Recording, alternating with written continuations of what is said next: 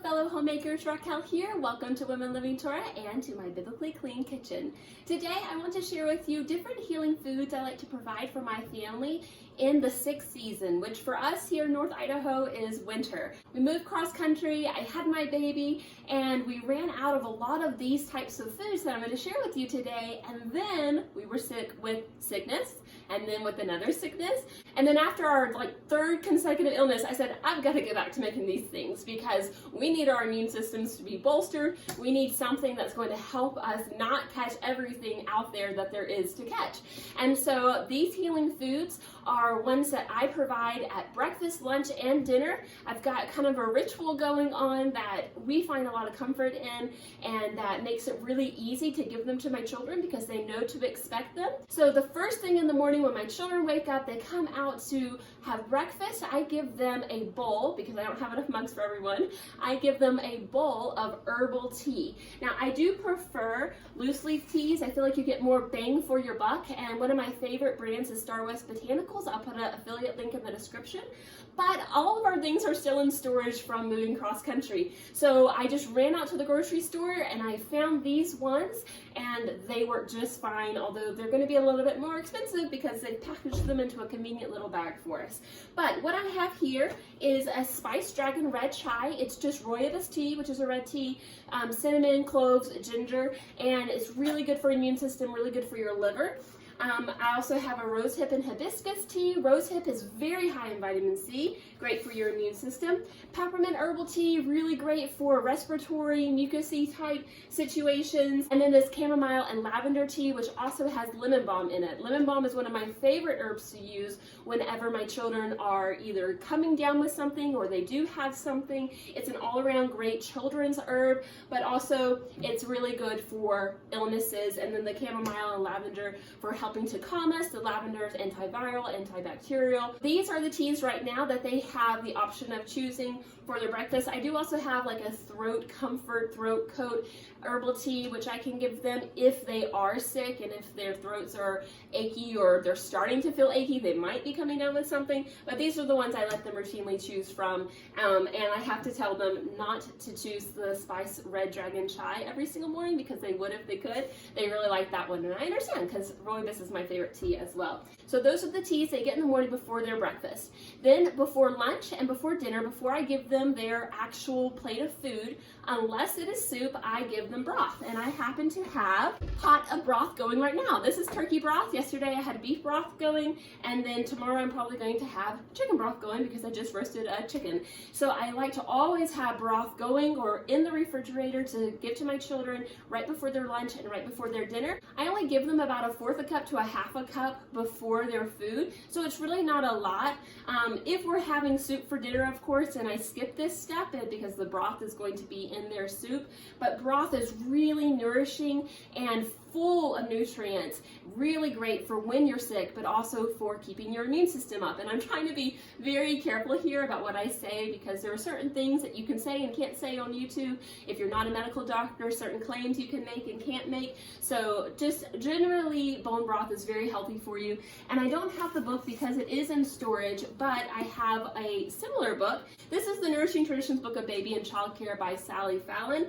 She has another book called the Nourishing Traditions Book of Broth, I think it's called, but it's in storage, so I couldn't show it to you, but this is just a stand-in, and it has all kinds of recipes in there for bone broths and soups. Just be careful because not all of them are biblically clean. Some of them are using unclean meats, but if you're new to making bone broth, or if you want to take your bone broth to another level, definitely check out her book. I'll put a link in the description box to an affiliate link for it, and you might get some really good ideas for additions. Maybe you've never tried chicken feet before and you want to put those into your next broth, or maybe you never considered adding parsley or whatnot. It's just a great way to kind of take your broth game to the next level. Broth is really simple at its basic core. It's just a roasted carcass covered with water, kind of like if you have ice in a drink, you want to have about that same ratio of water to carcass. I like to leave a little bit of meat on my carcass because I think it gives it a little bit better flavor than just the bones themselves, but it's really just as simple as that. Your carcass, your water, you let it boil. In the Instant Pot, it's only 90 minutes. However, if you're going to do it on the stove top or on a wood stove,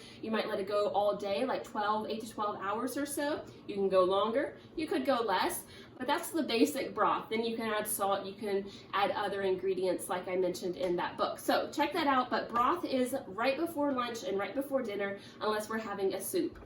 Then with their lunch and with their dinner, I like to give them a probiotic, so a fermented food. Now you can buy some of those things, like for example, this is a whole fat yogurt, which is going to have some probiotics in it. Yogurt doesn't have as many probiotics as kefir does. However, the kefir you buy in the store is usually not like actual kefir. Maybe if you go to some type of natural grocer, they'll have a raw milk actual kefir in it, which is going to have thousands and thousands of different strains of probiotics in it. But I find that at just your basic grocery store, if you can find particularly this brand Nancy's, you can get a good yogurt. But I like to make fermented foods. It's so incredibly easy, and it's actually one of my favorite methods of preserving and one of the main ways that I preserve food these days. And it's just so nice because it's also really healthy for us and full of probiotics and good bacteria, gonna build our immune systems and help us fight off the bad bacteria. So I just started up a new batch of some things because I'm running out of things I have in the refrigerator. But this is sauerkraut. So sauerkraut is just cabbage and salt. You massage the salt into the cabbage and it creates its own brine. It pulls the moisture from the cabbage. And you push your cabbage into the jar so that the cabbage becomes submerged under its own brine. And then set it on the countertop. This is a pico de gallo. So I took tomatoes, onions, garlic, cilantro, and jalapeno. You can also do a squeeze of lemon or lime juice in it. And for about this quart-ish amount, I did 2 tablespoons of salt, and I just sprinkled that over, mixed it all up. The salt pulls out the moisture from the produce and creates its own brine. Jarred that, and I'm going to leave that there on the countertop. Next up, this is beet kvass, and all the beet kvass recipes you come across use salt, but I found one that used honey. I tried that, and we prefer it made with honey much better. So I do 2 tablespoons of honey for 2 cups of water. I scrub my beets really well because I don't peel them, chop them in kind of medium to largest chunks, because if you chop them too small, they're going to ferment really fast and become like an alcoholic type drink. So I make them kind of large, and then I just cover them with that honey water, set it on the countertop. And then finally over here I have some fermented jalapenos, or rather fermenting jalapenos. They're not quite fermented yet, which is my favorite fermented food I think ever. They're just really great on everything. And for my fermented jalapenos, I simply chop those, in the little circle disc. And I want to say it is 3 tablespoons of salt for a quart of water. I dissolve that and then I pour it over my jalapenos and set that on the countertop. Then it's going to just sit here like this on the countertop for anywhere from 3 to 7 days. So like my pico is going to go for about 3 days because everything's been chopped into smaller pieces. It's going to ferment a lot faster. So it doesn't need to go as long as, say, sauerkraut, which has those really thick cabbage leaves. It's going to take a little bit more time for the brine to really penetrate through the whole cabbage leaf. Or we've got these larger chunks of beets or these thicker pieces of jalapenos that are going to need a little bit more time. So for the pico, 3 days. For these others, I'm going to give them about 7 days. And in that 3 to 7 days, I'm going to simply burp the lids, open them up a little bit. Let's see if this one has to be done. Yes, you heard it. So I'll burp the lids, and that way they don't come under too much pressure. So in that 3 to 7 days, I'll go to burp it, and it's not going to have any more pressure. That's a great time to go ahead and store it. I store my fermented things in my cabinet without any refrigeration or anything. When I'm making really large batches of things in harvest season, then I store mine in just a cool, dry place until I'm ready to use it, and then it goes into the refrigerator. Another note on fermentation is that you get a different flavor depending on how long something has been fermenting. So I actually prefer sauerkraut when it's about 6 months old. I have one in the refrigerator that's 7 months old. It's really good. I had people over the other day for a family game night who did not like sauerkraut. They tasted mine and they're like, this is really good. I like this actually. And they were going back and getting more. And I was like, oh, be careful. You don't want to eat too much if you're not used to all those probiotics because it can cause a reaction, kind of cleaning your system out. So don't eat too many probiotics or fermented foods all at once if you're not used to it. At 6 months on the sauerkraut, pico, because it's such tiny pieces, I really don't like it past 3 weeks. So from 3 days onward, we're eating it, and then it's pretty much done by 3 weeks.